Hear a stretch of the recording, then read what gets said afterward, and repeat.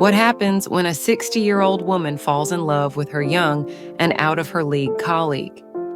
Our story begins with Doris Miller, played by the delightful Sally Field. Doris is a quirky and imaginative woman in her 60s who has lived a somewhat secluded life. She spent decades working at the same job, content with her routine and the familiar faces around her. Recently, Doris faced a significant life change, the loss of her mother. This loss leaves her alone in the home she shared with her mother, surrounded by a lifetime of memories. Doris's life is anything but ordinary. Her home is a perfect reflection of her eccentric personality, cluttered with trinkets, old magazines, and countless items she's collected over the years. Every corner of her house tells a story, from the vintage clothes she loves to wear to the quirky decor that adorns her living space one day. Doris's routine is interrupted by the arrival of a new coworker, John Fremont, played by Max Greenfield. John is in his early 30s, full of energy, and brings a fresh perspective to the office. When Doris first meets JN, she is immediately captivated by his charm and friendliness. "I like your glasses, Kat?" "Eyeglasses, yeah." John's genuine interest in getting to know everyone in the office makes him stand out, and his compliments towards Doris's unique style leave a lasting impression on her. This unexpected attention sparks something inside Doris, something she hasn't felt in years. Their first encounter is simple yet impactful. JN greets Doris with a warm smile and a friendly hello. He compliments her on her vintage glasses, saying they give her a distinct and cool look. Doris, taken aback by his kindness, feels a flutter of excitement. This brief interaction is enough to ignite an infatuation that Doris hasn't experienced in a long time. To navigate this new world of emotions and possibilities, Doris turns to her best friend, RZ, played by Ty Daly. Roz has been Doris's rock for years, offering advice and support through thick and thin. Roz is pragmatic and often serves as the voice of reason in Doris's life. She's protective of Doris and is cautious about her newfound infatuation with John, given the significant age difference. Additionally, Doris finds unexpected help from Roz's teenage granddaughter, who is well-versed in the ways of modern technology and social media.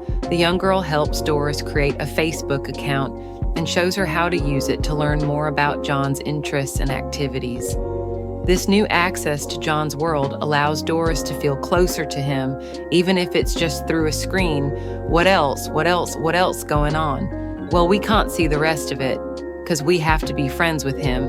Well, let's be friends with him. No, Doris, it's not like real friends. As Doris navigates her day-to-day life, we see her world slowly expanding. She starts attending new activities and social events, all in hopes of getting closer to John. Her interactions with him at work become the highlights of her day, fueling her daydreams and fantasies about what could be. Through these moments, we begin to see a transformation in Doris. She starts stepping out of her comfort zone, trying new things, and embracing the possibility of change. Doris starts attending events and activities that she knows John likes. She goes to a concert of a young trendy band that John mentioned he loves, despite feeling out of place among the younger crowd. Doris enjoys herself, and she meets JN there, and they end up having a fun night and meeting the band backstage. She also signs up for a yoga class that John frequents, hoping to bump into him outside of work. "What are you doing here?" "Oh God, yeah, I just thought I'd stop by and, take a peek. Just we don't have to work tomorrow." Doris's crush on John quickly grows into a full-blown infatuation. Her daydreams and fantasies about him become more vivid and frequent. She imagines romantic scenarios where they are together, sharing intimate moments and adventures.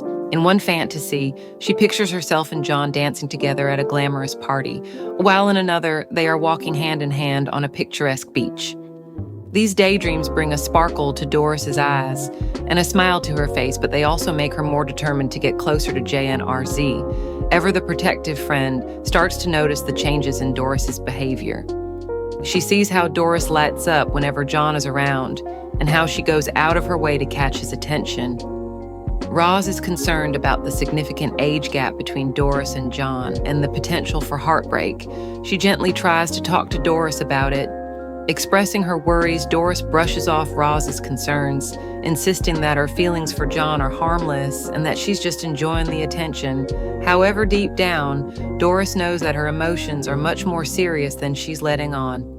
One day, John invites Doris to join him and some colleagues for lunch. Doris is thrilled by the invitation and eagerly accepts. During the lunch, John shares stories about his life, his interests, and his dreams. Doris listens intently, hanging on to every word and feeling a deep connection to him despite their age difference. She feels that they understand each other in a way that transcends the years between them. Doris's world is turned upside down when she discovers that John has a girlfriend named Brooklyn, played by Beth Bears. The revelation hits Doris hard, and she feels a mix of jealousy, sadness, and disappointment. The fantasies and daydreams she cherished suddenly seem impossible. Ruth, noticing Doris's distress, sits her down for a serious conversation. "Doris, I know this is hard, but you need to move on. John has a girlfriend, and you deserve someone who can fully appreciate you." Roz advises gently. Doris nods, tears in her eyes, but deep down, she isn't ready to let go of her feelings for John Darris. "I'm worried about you. You are not my mother. My mother is dead, so you can stop worrying about me." Despite Raz's well-meaning advice, Doris remains determined to find ways to spend time with JN, hoping that her feelings might still have a chance to blossom into something more. Doris's attempts to get closer to John lead to a series of awkward and humorous situations.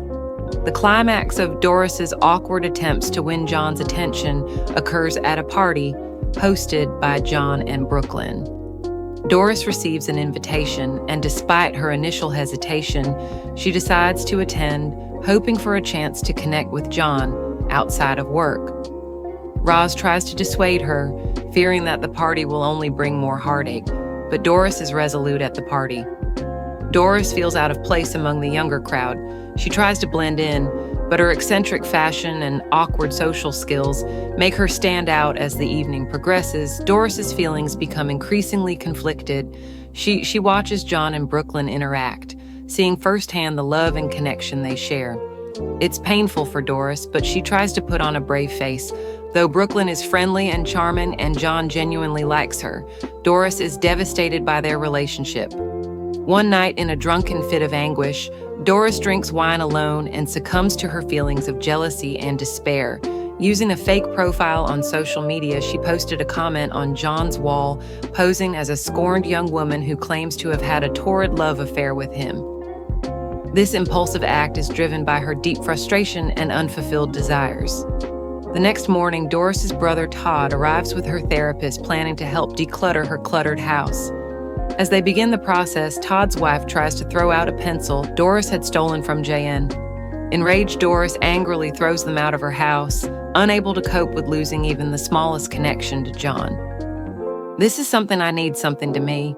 In the ensuing argument, Todd expresses his disappointment in Doris, accusing her of not helping enough when their mother was alive. Doris, feeling attacked, retorts that Todd was never around when their mother needed help. Todd defends his absence by claiming it was necessary for his success, to which Doris bitterly responds that she too could have had those opportunities at work. The fallout from Doris's drunken social media post unfolds. Brooklyn arrives and has a heated argument with JN, accusing him of cheating on her. Based on the fake comment, hurt and feeling betrayed, Brooklyn breaks up with JN, revealing to Doris later that she had seen the comment and it triggered her past traumas of being cheated on. "I asked him straight up, 'Who is this chick?' He's like, 'I have no idea.' But I can tell he's lying. It was all over his face. I've been hurt in the past, so JN is left confused and heartbroken by the sudden turn of events after work." John confides in Doris about the breakup and invites her to his Thanksgiving dinner for friends, hoping for some comfort.